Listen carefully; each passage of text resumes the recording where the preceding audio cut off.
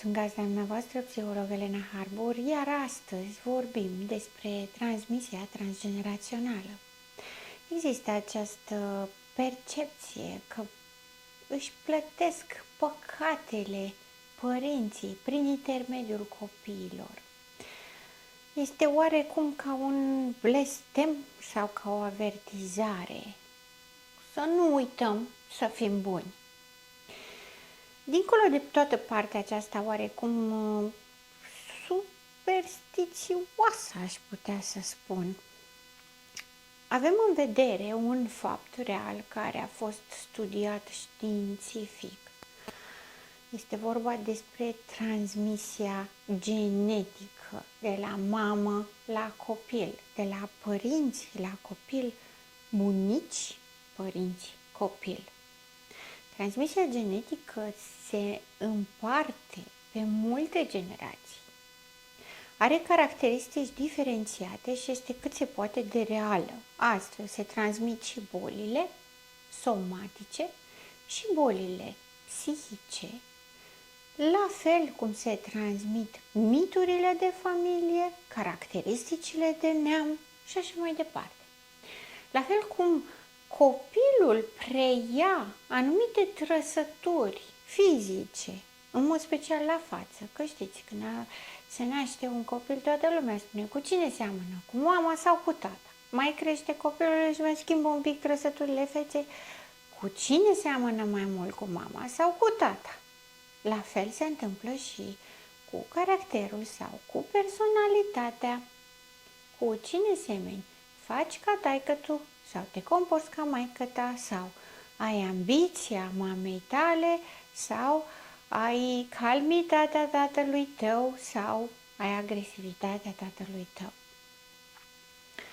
Toate aceste prescripții, ele nu vin din neant, ele există în mod real. Atunci când mama este însărcinată, determină caracterul copilului, bolile pe care le dezvoltă mai departe, inclusiv alimentația și stările emoționale pe care le are. Dacă mama este anxioasă și suferă anxietate pronunțată în timpul sarcinii, copilul se naște deja cu predispoziție spre anxietate. După cum observați, folosiți termenul de predispoziție. Transmisia genetică include toată individualitatea unui om la momentul concepției. Adică, dacă există modificări structurale într-o mamă, înainte de primul copil a fost anxioasă, a făcut psihoterapie și la al doilea copil urmase acest proces de dezvoltare și maturizare personală, primul copil va fi anxios, al doilea copil va avea atașament securizant, ambii din aceeași mamă. Și va exista această surpriză și surprindere cât de diferiți sunt copiii între ei. De asemenea, există diferențe între frați, copiii acelorași părinți, de temperament. Unul seamănă cu un părinte, unul seamănă cu celălalt părinte. Ca și cum ar fi fost aranjați. E bine, natura este un lucru minunat și fascinant, capabil de foarte multe lucruri. Transmisia genetică sau transmisia transgenerațională include în gene, la momentul concepției, inclusiv traumele mamei, inclusiv traumele care au existat în generațiile anterioare ale mamei. Pentru că traumele produc modificări la nivelul creierului, produc modificări de structură.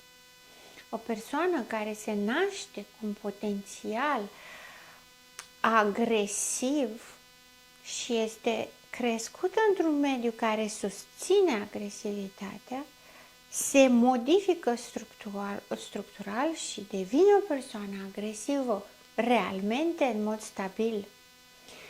Dacă aceeași persoană cu potențial agresiv este crescută într-un mediu calm, pe bază de siguranță emoțională și de iubire, se va modifica structural astfel încât partea aceasta de agresivitate va fi manifestată doar în mod pozitiv, și anume această determinare, capacitate de rezistență, de construcție, evoluție, dezvoltare. Veți fi un pic contrariați aici, pentru că ceea ce am enumerat mai devreme, teoretic, adică la un nivel de înțelegere comun, nu se încadrează la agresivitate. Cum să fiu agresiv și să fac o construcție? Cum să fiu agresiv și să-mi cresc rezistența? E bine, agresivitatea nu înseamnă violență. Aceea este zona negativă a agresivității. Agresivitatea în sine este cea care ne ajută să ne naștem. Este cea care ne ajută să ne trezim de dimineață. Este cea care ne ajută să ne punem scopuri și să le atingem. Agresivitatea este cea care face acest lucru. Agresivitatea este pofta de viață. Când suntem dinamici, când suntem activi, când suntem fericiți, când suntem entuziaști, aceea este doza de agresivitate cu care suntem născuți. Persoanele care au o doză de agresivitate mai mare sunt cele pe care le vedeți foarte active, foarte dinamice, care vor să facă foarte multe lucruri în viață, care își doresc să ajungă undeva și să împlinească niște obiective mărețe. În parte pozitivă, crescuți într-un mediu care a așezat agresivitatea la locul său de drept, în mod constructiv și pozitiv. Ceilalți, la care agresivitatea a fost stimulată în mod negativ, ajung să facă acte antisociale, infracționale, duc până la violență fizică, poate chiar și omor. Pe partea cealaltă sunt oameni care se nasc cu un potențial mai mic al agresivității. Probabil că primul instinct ar fi să ziceți, e așa, da, e mai bine. Acești oameni sunt oamenii aceia foarte calmi, foarte ponderați, foarte stabili pe termen lung, oameni în care poți să ai încredere, care niciodată n-ar înșela, n-ar minți, n-ar trăda pe cineva, n-ar face pe cineva să sufere. Dar nu sunt foarte dinamici, sunt mai degrabă pasivi. În zona negativă a unei agresivități mai mici avem lenea, comoditatea, delăsarea, procrastinarea, autosabotajul în majoritatea formelor sale. Atunci când vorbim de o transmisie transgenerațională, aceste modificări care se produc prin experiența fiecărui individ înainte de conceperea copilului, produc modificări la nivelul creierului, în principii, în valorile de viață, în perspectiva asupra vieții și asupra morții, în perspectiva sinelui. Cine sunt eu? Cine sunt eu în lume? Cine este lumea pentru mine? Ca atare, în momentul în care copilul se naște, adică generația următoare, abordarea, modalitatea de se comporta față de copil este exact în acea manieră în care trauma a influențat mecanismele de apărare, au condus la supraviețuire și mai departe în perpetuarea speciei transmite exact acele lucruri care sunt considerate a fi necesare pentru supraviețuire. Conduce acest lucru inclusiv la transmiterea psihopatiei, inclusiv la transmiterea schizofreniei, inclusiv la transmiterea fricii de sexualitate din prisma unui viol anterior, inclusiv frica de intimitate emoțională și frica de abandon. ele sunt transmise transgenerațional pe mai multe generații.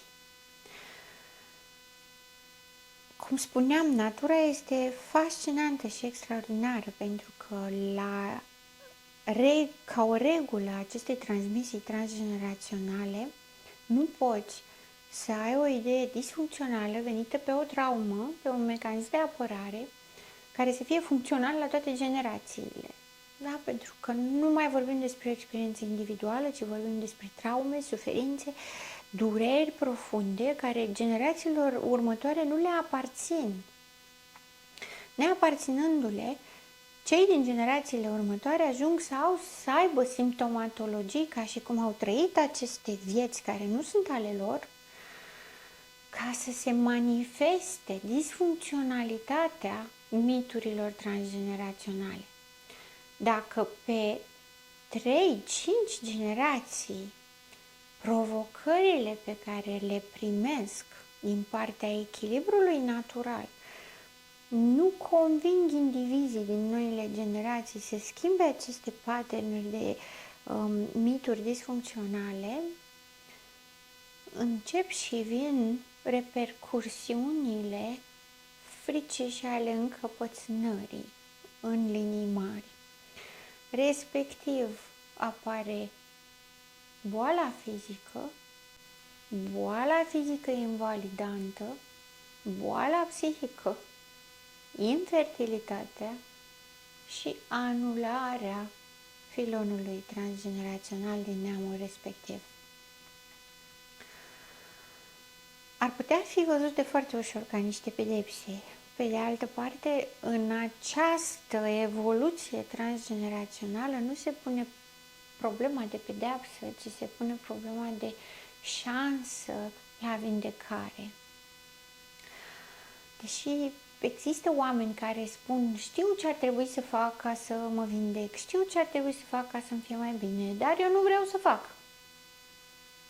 Că nu vreau. Că mi-e frică de rezultat. Că mi-e frică că dacă o să schimb ceva, o să pierd tot ce am acum și, deși științific și practic vorbind, demonstrat, voi avea o viață mai bună, nu pot să cred în asta. Și aleg să rămân în ceea ce sunt acum.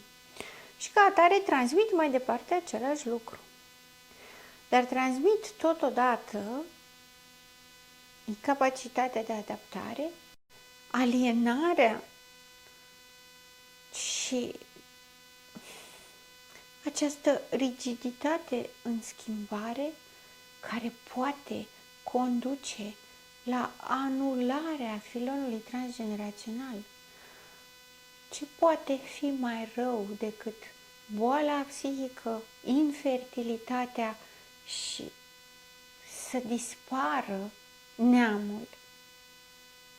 Neamul se transmite prin sânge, nu trebuie neapărat să fie neamul după nume.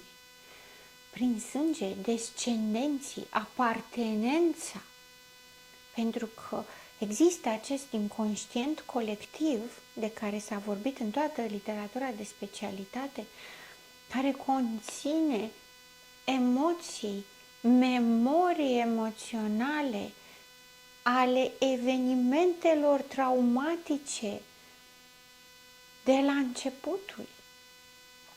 Frica de întuneric. La începuturi, în întuneric puteai fi mâncat. Acum nu mai e valabilă și totuși ea există în noi, ne naștem cu ea. Apare în mod normal în dezvoltare pe la 4-5 ani și trece uneori de la sine. Și nu numai. Sunt multe alte frici, alte precauții care s-au transmis din generație în generație pe multe generații. Dar este o mare diferență între a fi frică de întuneric și a mă apăra de întuneric și a transmite, de exemplu, că femeia este născută victimă și bărbatul este născut abuzator. Este o mare greșeală care conduce către neamuri în care femeile exclud bărbații, către neamuri în care în generațiile următoare femeile își exacerbează caracteristicile masculine, devenind dominatoare și infertile până la urmă. O femeie care nu-și acceptă feminitatea devine o femeie dominantă, o femeie rigidă, care nu poate da naștere unor descendenți, chiar dacă își dorește acest lucru. Vorbim despre structură, despre transmisie genetică, dar și despre transmisie transgenerațională, psihoemoțională. Mituri de familie care ne spun că femeia trebuie să fie supusă și bărbatul trebuie să fie agresiv, să dea cu pumnul în masă. Mituri care acum se schimbă și se transformă în femeia toate puternică și a toate știutoare care n-are nevoie de bărbat ca atare. Bărbații se efeminează, femeile devin excesiv de masculine, dispare fertilitatea.